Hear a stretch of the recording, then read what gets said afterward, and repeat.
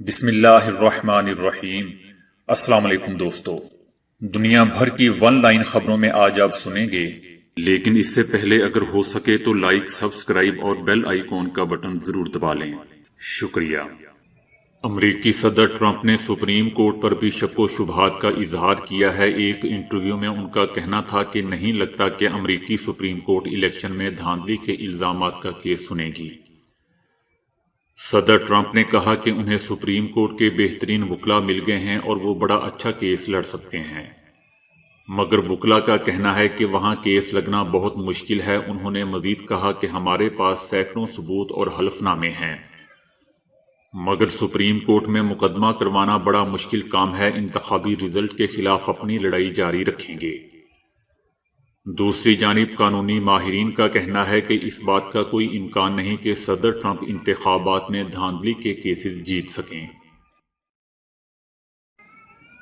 صدر Joe Biden کے دائیں پاؤں میں فریکچر آ گیا ہے، جس کے باعث ڈاکٹرز نے انہیں کچھ ہفتوں تک واکنگ بوٹ استعمال کرنے کا مشورہ دیا ہے۔ گزشتہ روز صدر نے نیو یارک میں ماہرین سے معائنے کے لیے ملاقات کی۔ ڈاکٹر کیون نے سی ٹی سی اسکین کے ذریعے جو بائیڈن کے پاؤں میں فریکچر کی تصدیق کی۔ ان کا کہنا تھا کہ جو بائیڈن کو کچھ ہفتوں تک واکنگ بوٹ کی ضرورت پڑ سکتی ہے، تاہم ڈاکٹرز کا کہنا ہے کہ نو منتخب صدر جو بائیڈن کے پاؤں میں فریکچر معمولی نوعیت کا ہے۔ صدر جو بائیڈن اپنے پالتو کتے کے ساتھ کھیلتے ہوئے پھسل گئے تھے اور ان کا ٹخنا مڑ گیا تھا۔ دوسری جانب صدر ٹرمپ نے نو منتخب صدر کی جلد صحت یابی کی خواہش کا اظہار کیا ہے۔ عالمی کورونا وبا کے دوران فیس ماسک کی ضرورت اور اہمیت سے کوئی انکار نہیں کر سکتا۔ طبی ماہرین ماسک کو ویکسین کا متبادل بھی قرار دیتے ہیں۔ اسی ضمن میں امریکہ میں ہونے والی ایک طبی تحقیق میں کہا گیا ہے کہ فیس ماسک کورونا کے پھیلاؤ کو محدود کرنے کے لیے انتہائی اہم ہیں۔ اس تحقیق میں ماہرین نے مختلف فاصلوں سے منہ یا ناک سے خارج ہونے والے ذرات کی مقدار کی جانچ پڑتال فیس ماسک یا اس کے بغیر کی، جس سے یہ بھی دریافت ہوا کہ ماسک کتنے دور اور قریب سے مؤثر ہوتے ہیں۔ تحقیق کے مطابق ایک فٹ کے فاصلے پر موجود دونوں افراد نے ماسک نہ پہنے ہوئے ہوں تو پھر ذرات سے کورونا کا خطرہ 100% تک ہوتا ہے، اور اگر وہی دونوں افراد 3 فٹ کی دوری پر ہو تو 17% تک خطرات ہوتے ہیں، جبکہ 6 فٹ دوری پر یہ خطرہ 3% رہ جاتا ہے۔ ماہرین نے بتایا کہ 3 فٹ کا سماجی فاصلہ کورونا سے بچاؤ کے لیے مددگار رہتا ہے، لیکن اگر 6 فٹ فاصلہ اختیار کیا جائے تو یہ مثالی رہے گا، اور اگر دونوں افراد نے ماسک پہنا ہو تو 1 فٹ کی دوری سے بھی یہ خطرہ 0.5% سے بھی کم ہوتا ہے۔ اس طرح ہم فیس ماسک کے استعمال کر کے کورونا کا خطرہ تقریباً ختم کر سکتے ہیں۔ عالمی میگزین دی اکانومسٹ نے کہا ہے کہ مودی بھارت کو یک جماعتی ریاست بنانے پر تلے ہوئے ہیں۔ بھارتی وزراء ریاستی اداروں کے اختیارات استعمال کرنے لگے ہیں۔ وزراء کی متنازع صحافی گوسوامی کی ضمانت منظور کروانا بدترین مثال ہے۔ گوسوامی کیس ہرگز آزادی اظہار کی نمائندگی نہیں کرتا۔ بھارت میں 60,000 سے زائد مقدمات زیر التوا ہیں، جن کی سماعت کرنا بھارت کی عدالتیں بھول چکی ہیں۔ زیر التوا مقدمات میں اکثریت مسلمانوں یا اقلیتی لوگوں کی ہے۔ ہزاروں بے گناہ مقبوضہ وادی کے لوگوں کو حراست میں لیا گیا ہے۔ بھارت کی اعلیٰ عدلیہ مقبوضہ وادی کو نظر انداز کیے ہوئے ہے۔ بھارت آمریت کی طرف رواں دواں ہے۔ دلی پولیس نے مسلمانوں پر شدید ظلم ڈھائے، عدلیہ خاموش رہی۔ کانگریس کی سیاسی تنزلی سے بھی بی جے پی کو فائدہ پہنچا۔ مقبوضہ وادی کے لداخ خطے میں چین کے ساتھ جاری کشیدگی کے دوران پنگونگ جھیل پر بھارت نے اپنے کمانڈوز تعینات کر دیے ہیں اور انہیں جدید ساز و سامان سے لیس کیا جا رہا ہے۔ بھارتی آرمی کے خصوصی اہلکاروں کو بھی چائنا کے ساتھ لگنے والی سرحدوں پر تعینات کیا گیا ہے، جبکہ سردی سے بچنے کی خاطر مذکورہ اہلکاروں کو خصوصی وردی بھی مہیا کی گئی ہے۔ پنگونگ جھیل پر اسپیشل اہلکاروں کی تعیناتی کے بعد لداخ میں ایک بار پھر چائنا اور بھارت کے اہلکاروں کے درمیان کشیدگی کا ماحول دیکھا جا رہا ہے۔ اہلکاروں کے لیے خصوصی کشتیاں بھی لائی جا رہی ہیں تاکہ سردی کے ایام میں وہ بہتر طریقے سے اپنے فرائض انجام دے سکیں۔ مذکورہ ذرائع نے یہ بھی بتایا کہ بھارتی حکومت لداخ میں کوئی خطرہ مول لینے کی پوزیشن میں نہیں ہے۔ 4 ماہ قبل پنگونگ جھیل کے قریب ہی بھارتی اور چینی اہلکاروں کے درمیان تصادم ہوا تھا جس میں 20 بھارتی فوجی مارے گئے تھے۔ فرانس میں موسیقار پر تشدد اور نئے سیکیورٹی قانون کے خلاف لاکھوں شہری سڑکوں پر نکل آئے۔ مشتعل افراد نے مرکزی بینک کو بھی آگ لگا دی۔ پولیس اور مظاہرین میں جھڑپوں کے دوران 37 اہلکار زخمی ہو گئے ہیں۔ متنازع قانون کے خلاف احتجاج پیرس کی سڑکیں میدان جنگ کا منظر پیش کر رہی ہیں۔ فرانسیسی حکومت نے نیا سیکیورٹی قانون متعارف کروایا ہے جس کے تحت پولیس اہلکاروں کی تصاویر شیئر کرنا جرم ہوگا۔ مشتعل مظاہرین نے بینک آف فرانس کو بھی نذر آتش کر دیا۔ متعدد گاڑیوں کو بھی آگ لگا دی گئی۔ صدر ٹرمپ کے حامی بزنس مین نے الیکشن فراڈ ثابت نہ ہونے پر اپنے $25 لاکھ واپس مانگ لیے ہیں۔ بزنس مین فریڈرک نے صدارتی انتخاب میں دھاندلی ثابت کرنے کے لیے $25 لاکھ عطیہ کیے تھے۔ صدر ٹرمپ کے حامی فریڈرک نے $25 لاکھ کی رقم الیکشن ایتھکس گروپ کو دی تھی۔ امریکی میڈیا کا کہنا ہے کہ صدر ٹرمپ کے حامی فریڈرک نے الیکشن ایتھکس گروپ کے خلاف مقدمہ درج کروا دیا ہے۔ امریکی میڈیا کے مطابق جو بائیڈن ریاست جارجیا میں ایشیائی امریکی ووٹرز کی وجہ سے جیتے۔ عالمی وبا کرونا سے متعلق آگاہی پھیلانے کے لیے انڈونیشیا کی سرکاری ایئر لائن نے بھی ماسک پہن لیے۔ انڈونیشیا کی سرکاری ایئر لائن نے کرونا سے متعلق آگاہی کے لیے اپنے 5 طیاروں پر ماسک پینٹ کیا ہے تاکہ اس سے حکومت کی جانب سے چلائی جانے والی مہم "آؤ ماسک پہنتے ہیں" کو حمایت حاصل ہو سکے۔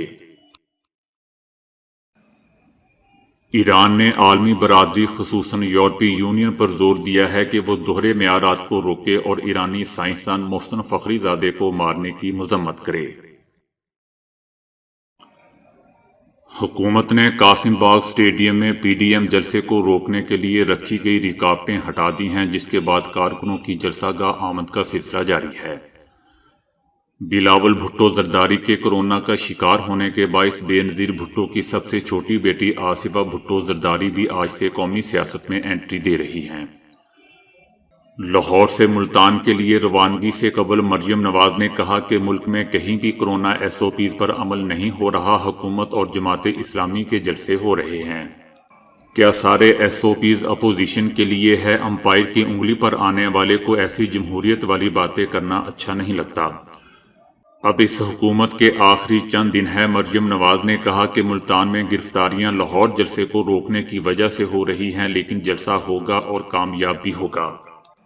ان کا کہنا تھا کہ مجھے گرفتار بھی کیا گیا تو کوئی مسئلہ نہیں ہے، میں گرفتاریوں کے خوف سے دیواریں پھلانگنے والی نہیں، بغیر کسی گناہ کے لیے 2 بار جیل کاٹ چکی ہوں، تیسری بار بھی گرفتاری کا کوئی خوف مجھے نہیں ہے۔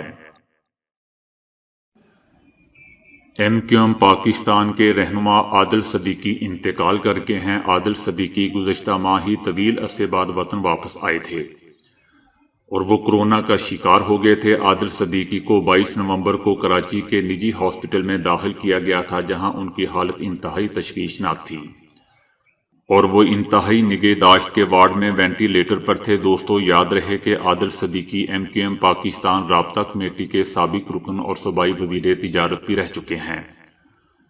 عادل صدیقی کرونا کے علاوہ پھیپھڑوں کے مرض میں بھی مبتلا تھے۔ وفاقی وزیر شیخ رشید کا کہنا ہے کہ اداروں کے خلاف بیانیہ دینے والوں کی سیاست تاریک ہو جائے گی۔ حکومت لوگوں کو کرونا سے بچانا چاہتی ہے جبکہ اپوزیشن لوگوں کو کرونا میں جھونک رہی ہے۔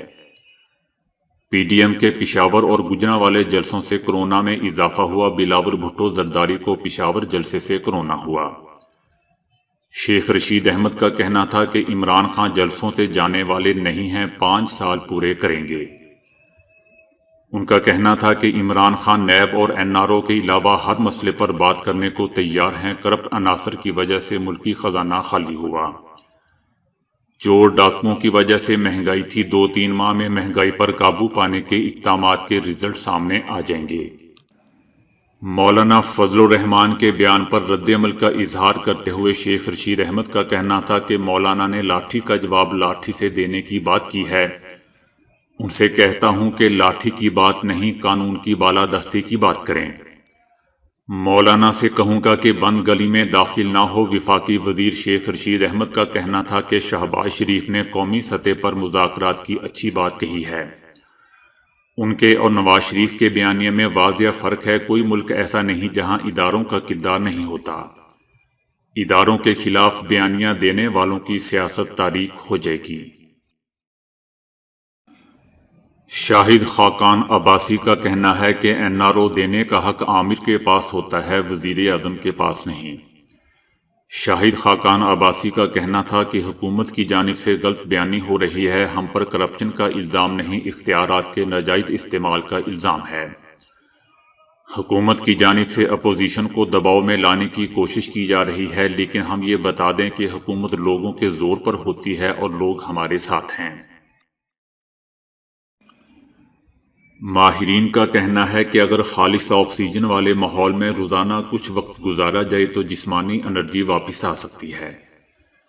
آکسیجن والے علاج کو ہائپر بیرک آکسیجن تھراپی کہا جاتا ہے اور یہ طریقہ علاج 100 سال پرانا ہے، جس میں ایک خاص چیمبر کے اندر خالص آکسیجن گیس بھر دی جاتی ہے۔ گیس کا دباؤ عام ہوائی دباؤ کے مقابلے میں 2.5 گنا زیادہ رکھا جاتا ہے۔